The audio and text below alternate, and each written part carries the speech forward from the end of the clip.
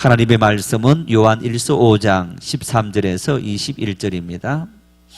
요한 1서 5장 13절에서 21절 한 목소리로 합독하시겠습니다. 내가 하나님의 아들의 이름을 믿는 너희에게 이것을 쓰는 것은 너희로 하여금 너희에게 영생이 있음을 알게 하려 함이라.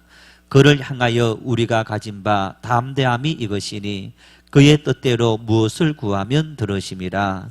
우리가 무엇이든지 구하는 바를 들으시는 줄을 안즉 우리가 그에게 구한 그것을 얻은 줄을 또한 아느니라. 누구든지 형제가 사망에 이르지 아니하는 죄 범하는 것을 보거든 구하라. 그리하면 사망에 이르지 아니하는 범죄자들을 위하여 그에게 생명을 주시리라. 사망에 이르는 죄가 있으니 이에 관하여 나는 구하라 하지 않노라. 모든 불의가 죄로 돼 사망에 이르지 아니하는 죄도 있도다. 하나님께로부터 난 자는 다 범죄하지 아니하는 줄을 우리가 아노라. 하나님께로부터 나신 자가 그를 지키심에 악한 자가 그를 만지지도 못하느니라. 또 아는 것은 우리는 하나님께 속하고 온 세상은 악한 자 안에 처한 것이며 또 아는 것은 하나님의 아들이 이르러 우리에게 지각을 주사 우리로 참된 자를 알게 하신 것과 또한 우리가 참된 자고 그의 아들 예수 그리스도 안에 있는 것이니 그는 참 하나님이시요 영생이시라. 자녀들아 너희 자신을 지켜 우상에게서 멀리하라. 아멘. 지난 금요일 4월 27일 판문점에서 남북정상회담이 열렸습니다. 남북정상이 만나는 아침부터 우리나라 국민들의 눈길이 조마조마한 마음으로 방송을 향했습니다. 이런 마음은 우리나라뿐만 아니라 세계인들의 또 관심 있는 정치인들의 마음들도 마찬가지였습니다. 일산 킨텍스에 마련된 이 프레스 센터에서 국내외 기자들이 한 3,000명 정도가 몰려서 남북 정상회담을 취재했다. 그런 보도를 보았습니다. 남북 정상회담이 단순히 우리나라만의 문제가 아니라 전 세계 사람들의 문제이고 또 지대한 관심사다라는 것을 우리가 확인할 수 있는 그런 모습입니다. 남북 정상회담이 이처럼 또 큰 관심을 끄는 것은 올 1월 달 북한의 김정은이 신년사를 하면서 이제 미국을 향해서 경고하고 이제 미국을 향해서 이렇게 또 미사일을 발사할 수 있다. 이제 그렇게 하면서 미국의 트럼프 대통령과 설전을 주고받았던 이제 그런 때가 불과 엊그제 같은 그런 기억들을 갖고 있습니다. 그런데 여러분 그렇게 하더니 2월 초순에 있었던 평창 동계올림픽에 북한 선수단이 참여하고 또 우리나라와 함께 입장하고 또 북한의 여러 인물들이 다녀가고 또 각종 악기 이렇게 음악 공연 또 태권도 시범 뭐 이런 어떤 일들이 정말 급속도로 진행되어지면서 4월달 남북 정상회담 5월달에는 북미 정상회담이 열린다. 정말 어떻게 사람이 이렇게 확 달라질 수 있을까 하는 의심의 눈초리를 보낼 수밖에 없는 이제 그런 일들이 이루어지다 보니까 한편으로 큰 기대를 하면서 한편으로는 참 조마조마한 그런 마음들이었던 것을 우리는 볼 수 있습니다. 이번 남북 정상회담에 미국의 ABC 방송국이 참 의미 있는 보도를 했습니다. 얄타 회담, 파리 평화조약, 캠프 데이비드 협약, 오슬로 협정에 비견될 만한 역사적 만남이다. 얄타 회담은 세계 제2차 대전을 이제 멈춘 그런 회담입니다. 그리고 파리 평화조약은 베트남 전쟁을 또 중지시킨 그런 협약이기도 하고 캠프 데이비드 그리고 오슬로 협정들은 중동의 평화와 또 이스라엘 내에 이스라엘과 그리고 팔레스타인의 이 평화를 중재한 아주 세계적인 그런 협약들인 것을 볼 수 있습니다. 이번 판문점 남북 정상회담이 이제 이런 세계적인 협약에 버금갈 정도로 그 정도로 의미가 있는 일이다. 이렇게 미국 ABC 방송이 보도했습니다. 만일 이번에 발표된 세계장 13개 조항으로 이루어진 한반도의 평화와 번영, 통일을 위한 판문점 선언의 내용대로 남북 관계가 진척된다면 미국의 ABC 방송이 보도한 것처럼 2018년 4월 27일 남북 정상회담 판문점 회담은 정말 세계사에 또 다시 5대 조약이다, 협약이다 할 정도의 참 그런 역사적인 기록을 남길 그런 엄청난 사건이기도 합니다. 한편으로 이런저런 분들이 염려를 합니다. 또 그리고 단서를 붙입니다. 지금까지도 여러분 우리가 전쟁 6.25 전쟁 이후에 남북 정상이 만난 것이 이번에로 세 번째입니다. 2000년도에 고 김대중 전 대통령이 평양을 방문해서 김정일하고 남북 정상회담을 가졌고 2007년도에도 고 노무현 전 대통령이 또 평양을 방문해서 남북 정상회담을 가진 적이 있습니다. 그러면서 이런저런 6.15 선언이니 104 선언이니 이런 선언들을 발표했지만은 선언은 발표했지만은 그저 한쪽이 너무너무 쉽게 그 선언을 파기시키고 또 지키지 않아도 어떤 우리가 책임을 물을 수 없는 그런 형편이었다는 것을 지난 경험을 통해서 우리는 알고 있기 때문에 또 한편에서는 이제 지금부터가 중요하다. 이런 협약을 잘 지켜가는 것이 중요하다.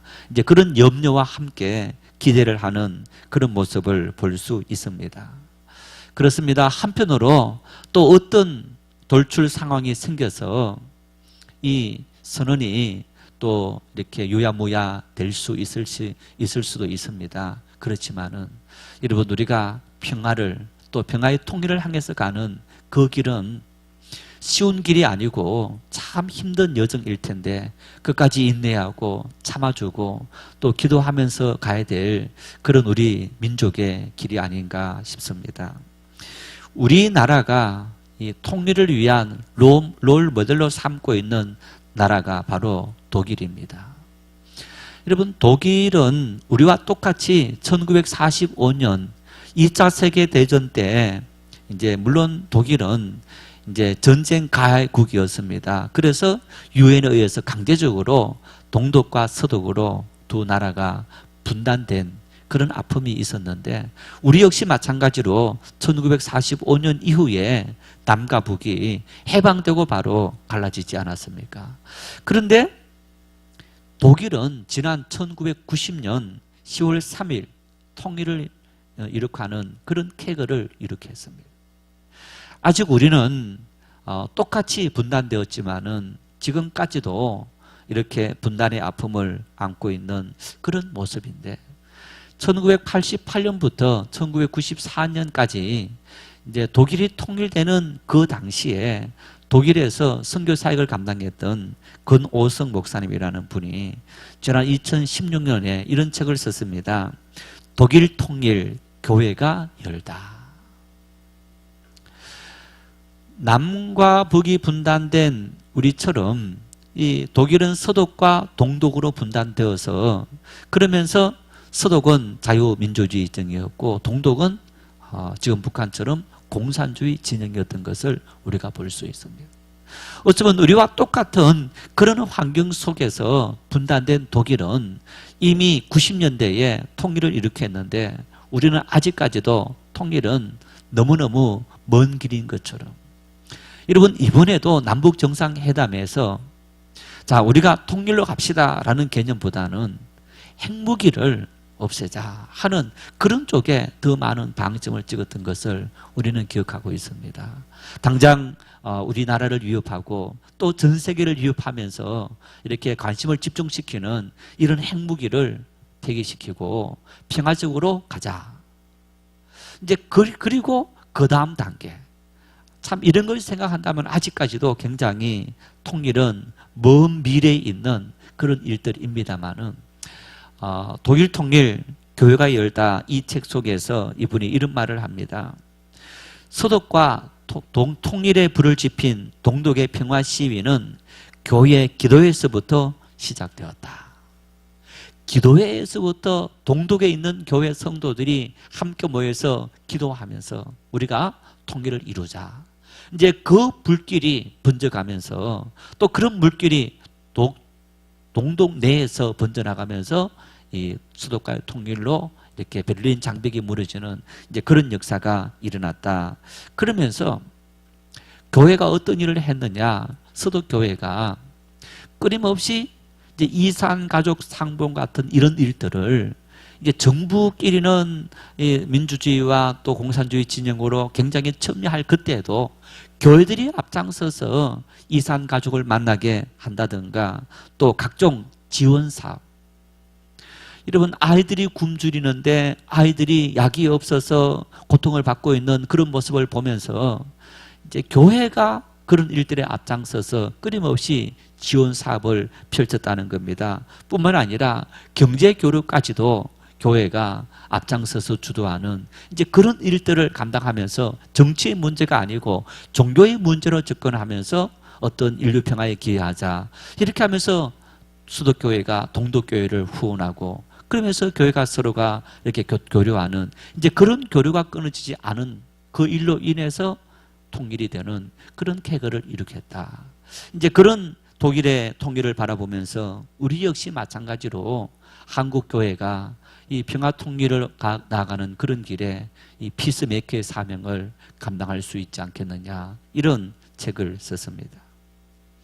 우리 교회 그러면 보수 이렇게 닉네임이 찍힙니다.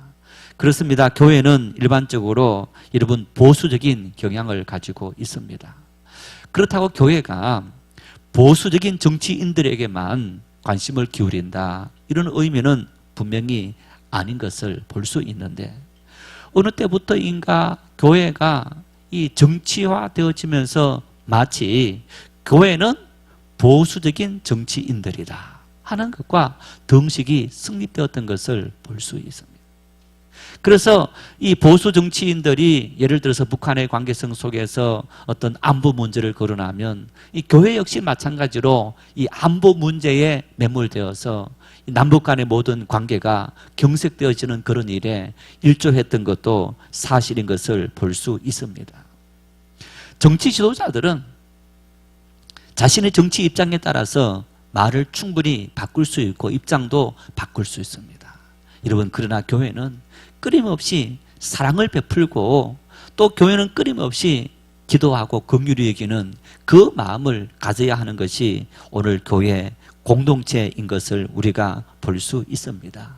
그래서 우리는 끊임없이 저 북녘 땅에 우리 동포가 아닙니까? 우리 형제들이 아닙니까?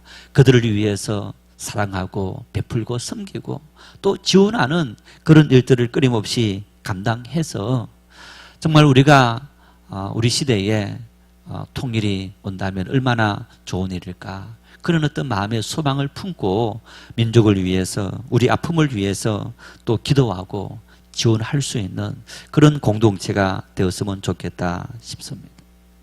사도 요한은, 여러분, 오늘 사도 요한은 이렇게 말합니다. 14절 15절 말씀에 그를 향하여 우리의 가진 바 담대한 것이 이것이니 그의 뜻대로 무엇이든지 구하면 들으시므라. 우리가 무엇이든지 구하는 바를 들으시는 줄을 안즉 우리가 그에게 구한 그것을 얻은 줄을 또한 아느니라. 이 말씀은 그저 우리가 이해할 때 기도해라, 하나님은 우리에게 기도하는 또 기도의 축복을 허락해 주셨다. 그리고 여러분 보십시오. 기도가 얼마나 우리에게 큰 은혜이고 축복인지 우리가 구하는 바를 들으시는 줄 또한 우리가 아느니라. 다시 말하면 하나님 앞에 우리가 기도하면 하나님은 우리의 기도를 들으시고 응답하시고, 우리는 하나님께 기도하면 우리의 모든 기도한 바가 응답받아서 하나님의 은혜를 풍성히 누릴 수 있다. 뿐만 아니라 이 말씀을 보십시오. 우리가 구하는 바는 무엇이든지라고 말합니다. 하나님은 이런 것은 기도해라, 이런 것은 기도하지 말아라 말씀하신 것이 아니라 우리가 구하는 것은 무엇이든지, 우리가 남과 북의 통일을 위해서 기도하면 하나님은 그 통일을 위해서 우리에게 응답하시는 분이시고, 우리가 우리의 삶의 여러 가지 고통의 문제들, 가난의 문제들, 질병의 문제들, 관계성의 문제들, 자녀들의 문제들, 여러분 이런 수많은 인생의 문제들이 있는데 그 문제 어떤 것이든지 무엇이든지 하나님 앞에 기도하면 하나님은 들으시는 줄 우리가 아느니라. 할렐루야. 믿는 그리스도인들의 여러분 가장 큰 은혜, 축복이 뭐냐? 하나님과 교통하는 것, 기도하는 것이 오늘 우리 그리스도인들의 가장 큰 축복임을 믿으시기를 바랍니다. 기도하는 것. 하나님은 우리에게 이런 기도의 응답을 우리에게 주셨다는 겁니다. 예수님께서도 여러분 산상수훈의 말씀을 하시면서 마태복음 5장에서 7장까지가 예수님께서 산에서 말씀하신 아주 귀한 우리가 지켜야 될 말씀인데, 그 말씀에도 이런 말씀이 있습니다. 마태복음 7장 7절에서 8절 말씀 함께 읽겠습니다. 구하라 그리하면 너희에게 주실 것이요, 찾으라 그리하면 찾아낼 것이요, 문을 두드리라 그리하면 너희에게 열릴 것이니 구하는 이마다 받을 것이요, 찾는 이는 찾아낼 것이요, 두드리는 이에게는 열릴 것이니라. 구하고 찾고 두드리라. 한마디로 말하면 기도하라는 얘기입니다. 우리가 하나님 앞에 구하고 찾고 두드리는 기도하는 일을 하면 그 구하는 자가 얻게 되고 찾게 되고 열리게 되어진다.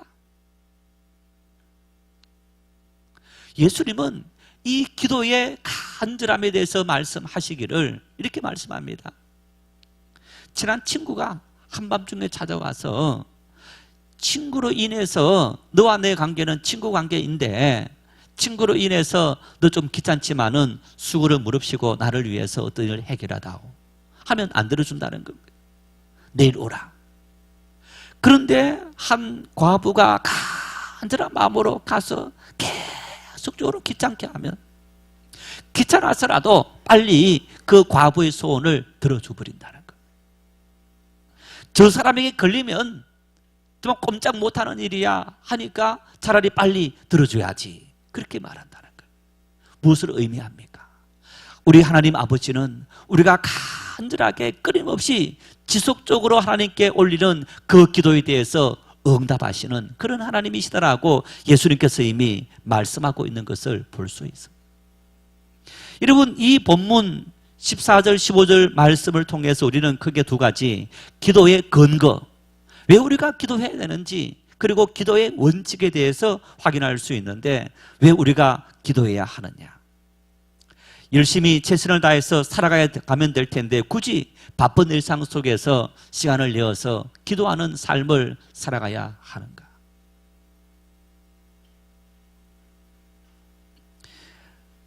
우리가 기도해야 될 이유, 한마디로 말하면 오늘 사도 요한은 그를 향하여 이렇게 말합니다.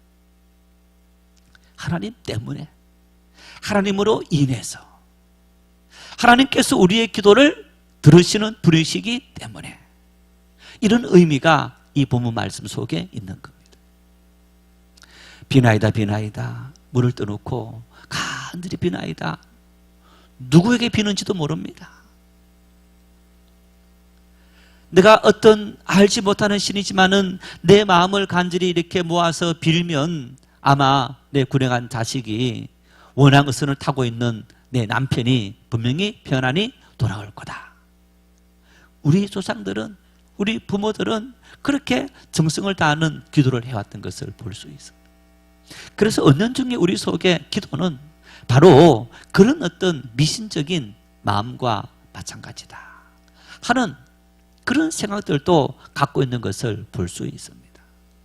여러분, 그러나 예수님께서 기도에 대해서 마태복음 7장에도 말씀했지만은 6장에도 이렇게 말합니다. 너는 기도할 때에 내 골방에 들어가 문을 닫고 은밀한 중에 계신 내 아버지께 기도하라. 은밀한 중에 보시는 내 아버지께서 갚으시리라.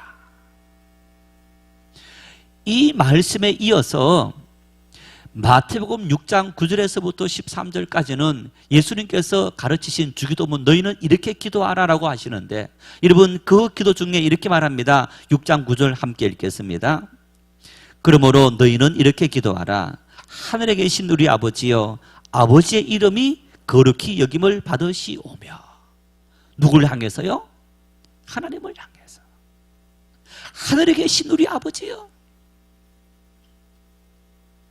여러분, 이 말씀 속에 하나님은 권능이 크시고, 하나님은 은혜로우시고, 하나님은 우리를 구원하신 구원자이심을 우리가 믿습니다. 이런 고백들이 담겨 있는데, 오늘 예수님은 우리에게 은밀한 중에 보시는 내 하나님 앞에 가서 너희가 하나님께 이렇게 기도해라. 이렇게 기도하면 하나님은 너희에게 일용할 양식도 주시고, 너희를 죄에서 구원도 하시고, 그리고 근사와 영광이 하나님의 나라가 너희 속에 임하는 그런 은혜를 너희가 경험할 수 있게 되리라. 기도는 바로 전능하신 하나님 아버지, 그 하나님의 아버지 은혜를 우리가 누리는 비결이고 통로라고 성경은 우리에게 끊임없이 말씀하고 있는 것을 볼 수 있습니다. 이 말씀에서 그를 향하여 우리가 가진 바 담대한 것이 이것이니 이렇게 말하는데, 이 담대하다는 말, 헬라 말은 이 파라에시아라는 말인데 언론의 자유다 이런 말입니다. 이제 언론의 자유라는 이 말이 너희가 담대히 간다 이 말은요, 거리낌 없이 간다, 언제든지 간다, 항상 만날 수 있다 이런 의미가 있는 겁니다. 그래서 하나님께 우리가 기도하는데 그 기도에는 시간의 제약이 없고 장소의 제약이 없고 조건의 제약이 없고 누구든지 언제든지 항상 하나님 앞에 나아갈 수 있다. 여러분, 이것이 얼마나 큰 축복인지 이루 말할 수 없습니다. 오늘 여러분 여기에서 누군가가 내가 대통령 만나야지, 청와대 찾아가서 나 대통령 만나러 왔어, 만나줍니까? 안 만나줍니까? 만나주세요? 대답이 없는가 보니까 만나주는 것 같네요.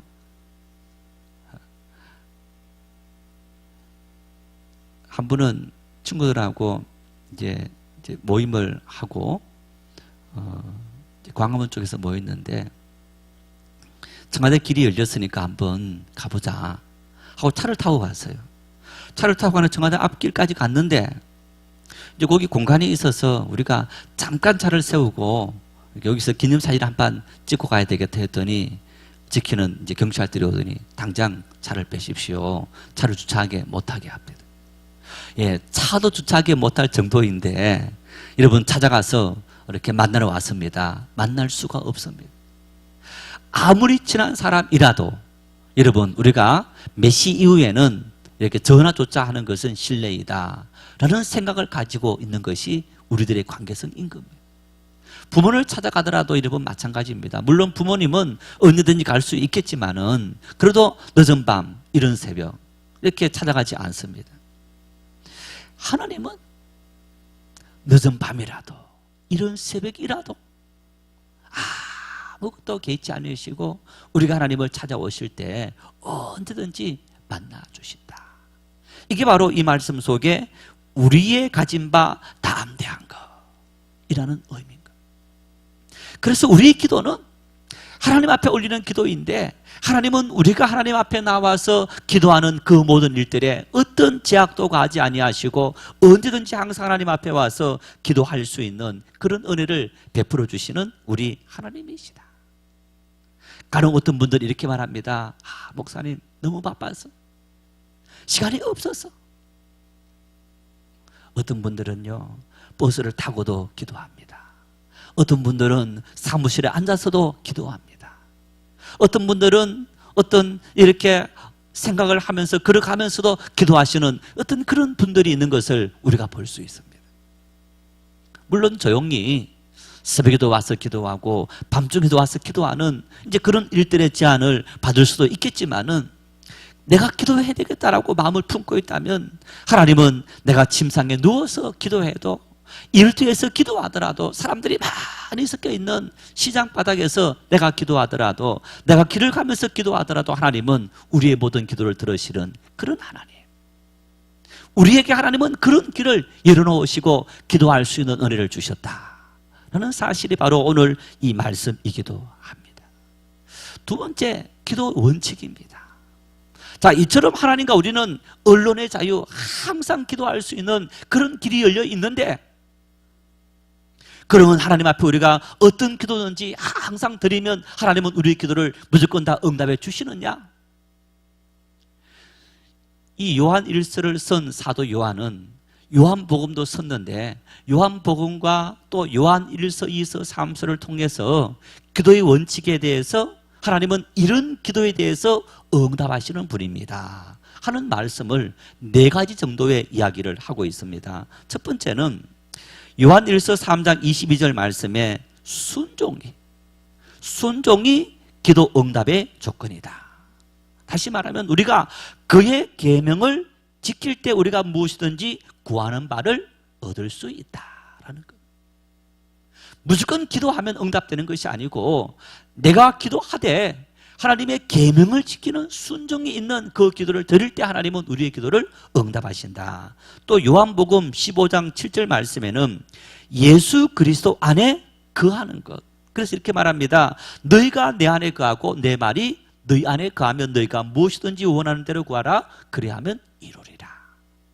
하나님의 말씀, 그 말씀이 내 속에 거하는, 또 내가 주님 안에 거하는 어떤 그런 하나가 되는, 일치가 되는 그런 상태가 되었을 때 우리가 기도하는 바를 주님은 응답해 주신다. 세 번째, 또 요한복음 14장 14절 말씀에는 예수 그리스도의 이름으로 기도할 때, 내 이름으로 기도하는 것이 아닙니다. 내 간절한 마음으로 기도하되 이 모든 기도를 드릴 수 있는 이유는 바로 예수 그리스도로 말미암아 우리가 기도를 할 수 있다. 그리고 마지막 4번째는 바로 오늘 본문인데, 이 본문 말씀에는 그렇게 말합니다. 하나님의 뜻이다. 하나님의 뜻을 따라 우리가 기도해야만 우리 간절한 기도가 하나님 앞에 응답되어진다. 여러분, 이러한 순종, 그리고 예수 그리스도 안에 거하는 것, 예수님의 이름으로 하나님의 뜻을 따라, 이 말을 한마디 말로 정리하면 하나님은 어떤 기도를 들으시느냐? 믿음의 기도를 들으신다. 믿음의 기도를 들으신다. 우리 큰놈이 이제 수능 시험을 예전에 치르고 그전까지는 말을 하지 않더니 하는 말이, 하나님이 내가 수능 시험을 위해서 기도했는데 그 기도를 들어줬으면 내가 하나님을 잘 믿었을 텐데, 자기가 하나님 원하는 어떤 성적, 이 성적을 위해서 하나님 기도했다는 겁니다. 기도하고 그리고 그 성적 들어주셨다면 하나님은 살아계시고 하나님 잘 믿었을 텐데 안 들어줬어. 시험 잘 받으려면 어떻게 해야 됩니까? 공부 열심히 하고 기도해야 되는 거예요. 기도하되 하나님은 살아계시고 또 내가 열심히 공부한 이것을 합력하여 선을 이루신 하나님이십니다. 그 믿음이 있는 기도를 하나님은 들으시는 거예요. 간혹 어떤 분들이 우리 큰 아들처럼 하나님 앞에 기도하면서, 하나님 이번에 하나님께서 내 기도를 들어주시면 지금부터 하나님 잘 믿겠습니다. 내 기도 들어주시면 하나님 앞에 내가 이런 봉사와 이런 물질과 이런 헌신을 하겠습니다. 하나님은 믿음의 기도를 들으셔야지 하나님을 시험하는 기도를 들으시는 분이 아니십니다. 그런데 우리는 너무너무 많은 부분들을 하나님을 시험하는 기도를 드리고 있던 거예요. 하나님은 우리에게 시험을 받아야 될 분이 아니고, 우리가 믿음의 고백으로 내가 하나님이 살아계심을 믿습니다, 하나님께 기도하는 말을 주님께서 응답하실 줄 믿습니다, 그 믿음의 고백으로 드리는 우리 기도를 응답하시는 분이시라는 것. 야고보 5장 13절 말씀 함께 읽겠습니다. 너희 중에 고난당하는 자가 있느냐? 그는 기도할 것이요 즐거워하는 자가 있느냐? 그는 찬송할지니라. 삶의 고난을 위해서 기도해라는 겁니다. 그런데 여러분, 이렇게 말합니다. 이 고난당하는 자의 기도를 들어주시겠다고 말씀하시는데 단서 조항이 5장 15절에 있습니다. 같이 읽겠습니다.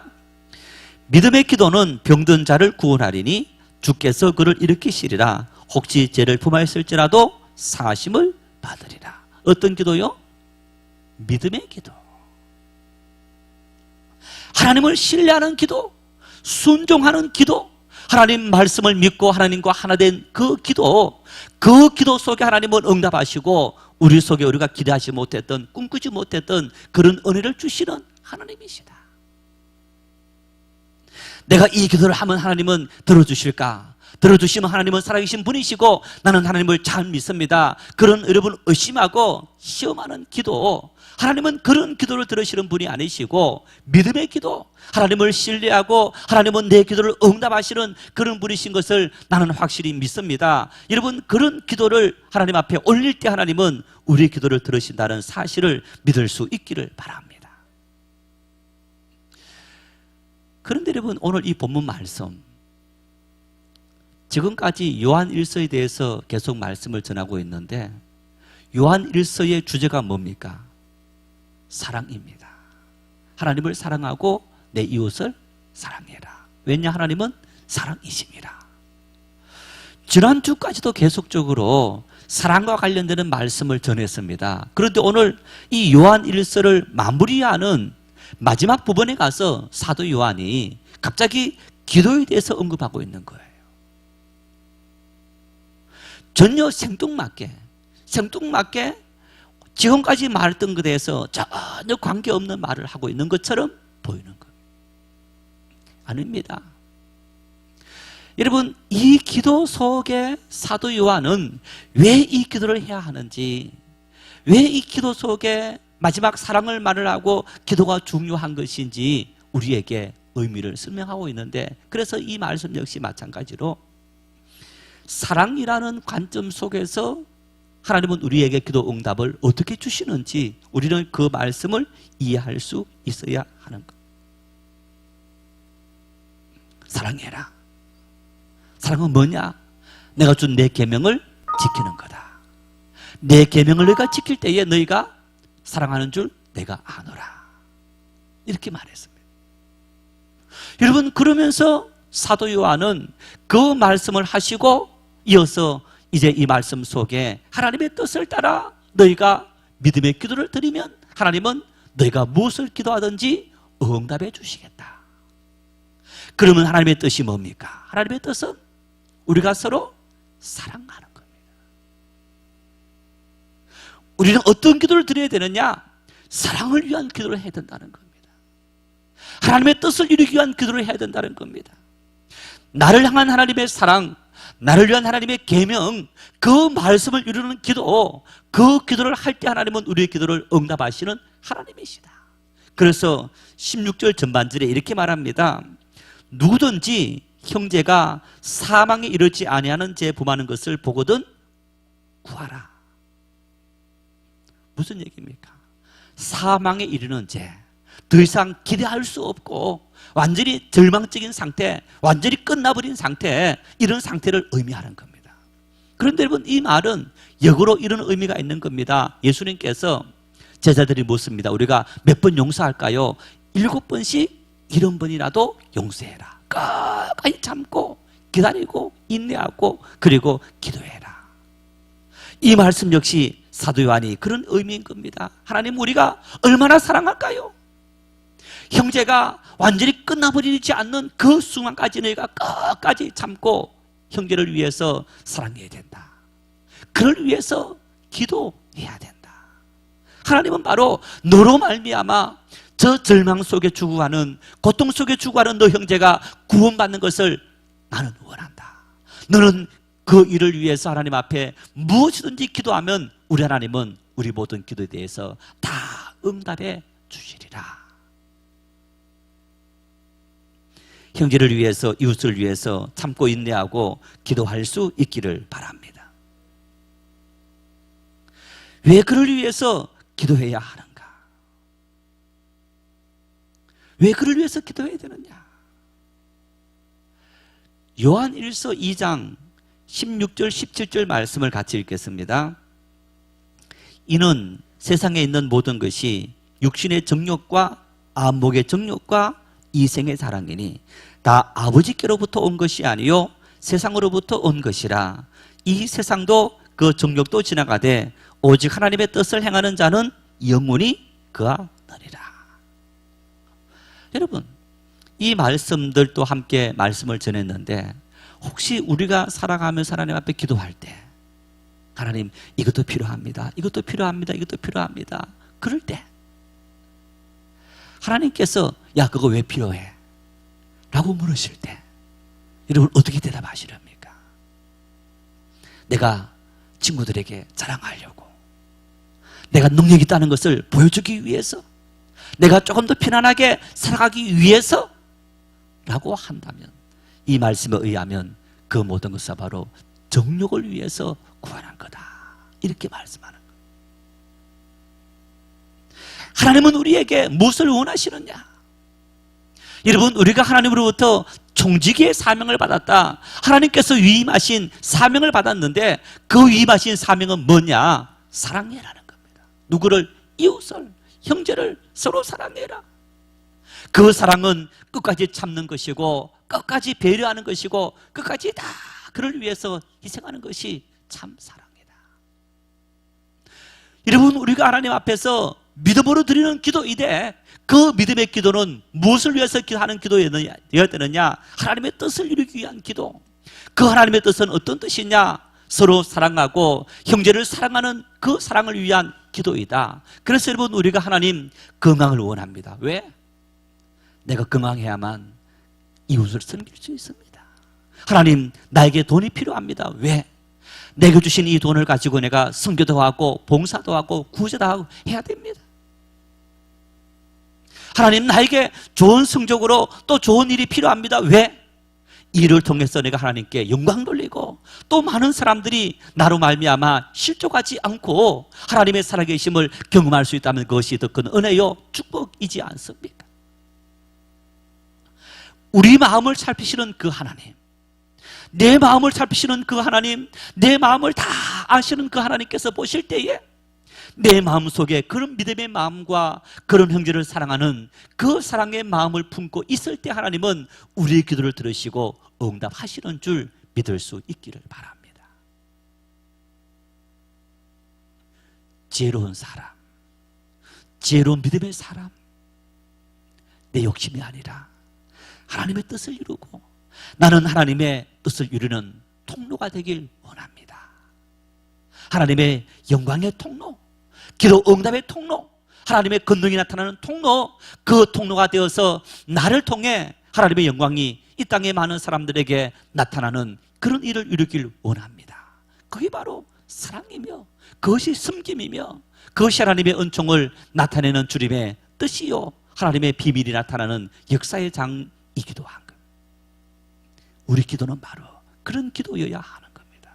그 기도를 주님께서 기뻐하시고 그 기도에 주님은 즉시 응답하시고 우리의 삶들이 응답받는 삶을 살아갈 수 있다는 사실을 우리 기억하고 하나님 앞에 그런 지혜로운 기도자들이 되어서 우리를 통해 하나님이 이루실 그 영광을 경험할 수 있는 믿음의 축복이 넘칠 수 있기를 축원합니다.